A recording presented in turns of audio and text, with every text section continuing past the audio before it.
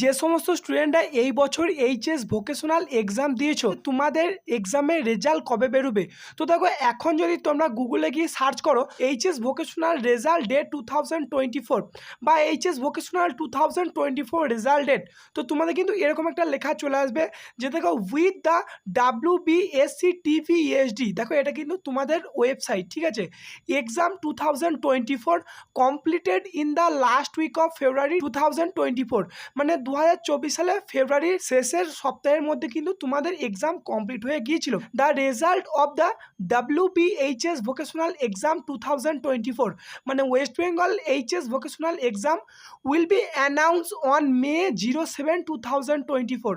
অর্থাৎ দেখো তোমরা যারা এই বছর অর্থাৎ 2024 সালে এইচএস ভোকেশনাল এক্সাম দিয়েছো তোমাদের কিন্তু 7ই মে রেজাল্ট কিন্তু পাবলিশ হবে, ঠিক আছে। এবং তারপর দেখো যেটা বলা আছে WBSCTVSD generally announce the HS vocational result in the month of May, মানে দেখো তোমাদের এইচএস ভোকেশনাল রেজাল্ট কিন্তু মে মাসেই প্রতিবার বের করা হয়। Last year it was announce on 26 May at 12 noon, মানে আগের বছর কিন্তু তোমাদের 26শে মে পাবলিশ করা হয়েছিল 12টার সময়। তো এই বছর দেখো তোমাদের কখন পাবলিশ করা হবে, যেহেতু তোমাদের 7 তারিখে পাবলিশ হচ্ছে, দেখো 6 তারিখে সোমবার কিন্তু তোমাদের নোটিশ দিয়ে দেবে।